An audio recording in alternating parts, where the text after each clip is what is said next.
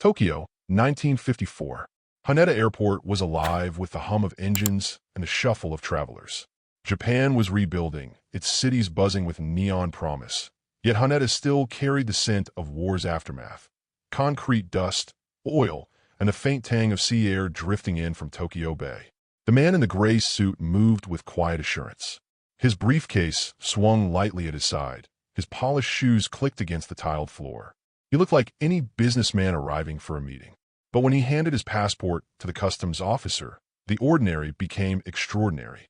The officer frowned, his finger tracing the embossed letters. "Taured," he whispered, as if the word itself were a mistake. The man smiled politely. "Yes, Taured, between France and Spain. Surely you know it." The officer's pulse quickened. He gestured for his superior. Soon, 3 men in uniform surrounded the traveler, their voices hushed, their eyes sharp. The man from Taured stood calmly, as though this was a routine misunderstanding that would soon be cleared. The senior officer tapped the passport against the desk. "Sir, there is no such country." The traveler's brow furrowed. "Impossible. I have lived there all my life. I have traveled often. Look at the stamps: Paris, London, Tokyo. All valid." His voice carried no tremor, only confusion. He pointed at a map on the wall. "Here, between France and Spain. Taured has existed for centuries."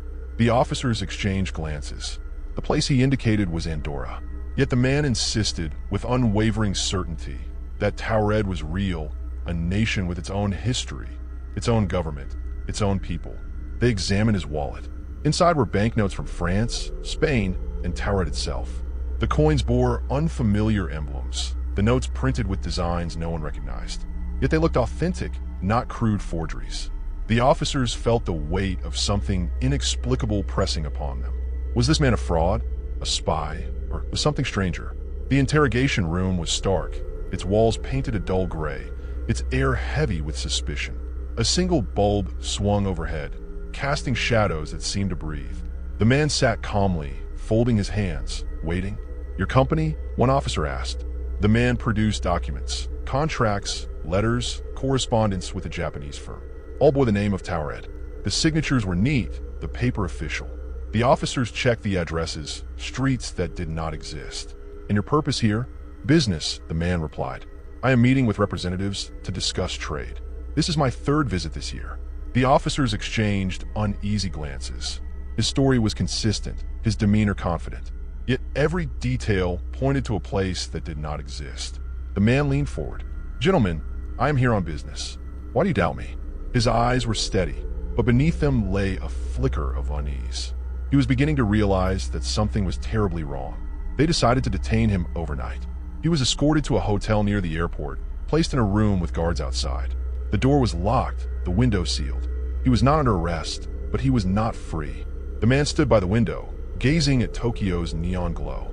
Cars moved like fireflies, the city alive with energy. Yet he felt a gulf between himself and this world. It was familiar, yet alien. The signs, the language, the rhythm of life. It was all slightly off, as though he had stepped into a mirror image of reality. He thought of home, towards streets, the familiar rhythm of a city. He remembered his wife's laughter, the scent of bread from the corner bakery, the sound of bells from the cathedral. Could all of that be an illusion? Could his entire life be a fabrication? He whispered to himself, "I belong. I exist." Sleep came fitfully. He dreamed of borders shifting, maps dissolving, nations erased. He dreamed of standing on a bridge between worlds, uncertain which side was real. Outside the room, 2 guards kept watch. One smoked nervously, the other checked his watch every few minutes. "Strangest case I've ever seen," one muttered. "A country that doesn't exist? Maybe he's mad. Madmen don't carry perfect passports," the other replied. "And those coins? I've never seen anything like them." They fell silent, listening to the faint sounds inside the room. Footsteps, the creak of the bed, the sigh of a man lost in thought. Hours passed. Midnight came. The guards remained vigilant. Yet when dawn broke, the impossible had occurred. Morning came. The guards knocked, but silence answered. They unlocked the door. The room was empty. The bed unslept, the window closed, no sign of escape. His documents, his passport, his wallet, all gone. The man from Taured had vanished. The guards swore they had kept watch all night. No one had entered or left. Yet the man was gone, as though he had dissolved into air. The officers searched the hotel, the airport, the city. No trace was found. The man from Taured had disappeared as mysteriously as he had arrived. The case was buried in reports, whispered among officials, dismissed as rumor. Yet the story endured, passed from one teller to another, growing with each retelling. Some said he was a spy, his identity fabricated, his passport a clever forgery. Perhaps he had escaped through bribery or stealth, vanishing into the city's labyrinth. Others believed he slipped through dimensions, a traveler from a parallel world where Taured existed. Perhaps he had crossed into our reality by accident, and when he realized the mistake, he found a way back. Still others saw him as a symbol, a reminder that our maps are fragile, our borders uncertain. Nations rise and fall, names change, histories are rewritten. Perhaps Taured was real once, and we had simply forgotten. Years passed, but the story lingered. Travelers whispered of him in airport lounges. Journalists wrote of him in obscure columns. Storytellers wove him into tales of the uncanny. The man from Taured became a legend, a ghost of geography, a reminder that reality is not as solid as we believe. He was a man who carried proof of a world that did not exist, who vanished without a trace, leaving only questions. And somewhere, perhaps, in a country that exists only in the margins of maps, a man returned home, bewildered by the brief detour into a world that denied his nation's name. In the silence of his disappearance, one might imagine his thoughts. Perhaps he awoke in his own bed, in his own city, the nightmare fading. Perhaps he told his wife of the strange dream, of a world where Taured was erased, where no one believed in its existence. Or perhaps he wandered, lost between worlds, searching for a place that matched his memories.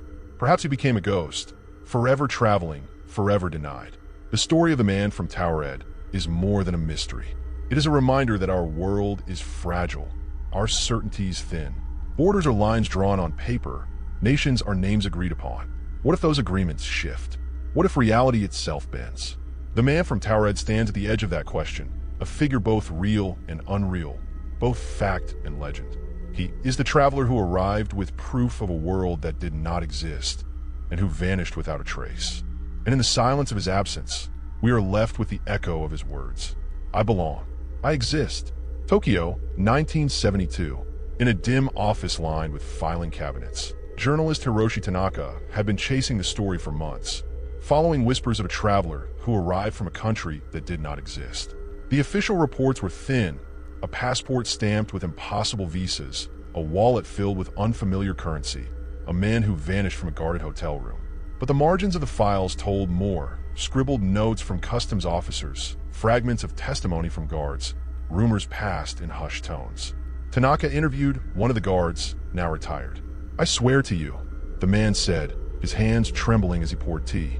We watched that door all night. No one went in, no one came out. And yet, in the morning, he was gone. It was as if the room had swallowed him. Another officer, reluctant to speak, admitted. The passport was perfect, too perfect.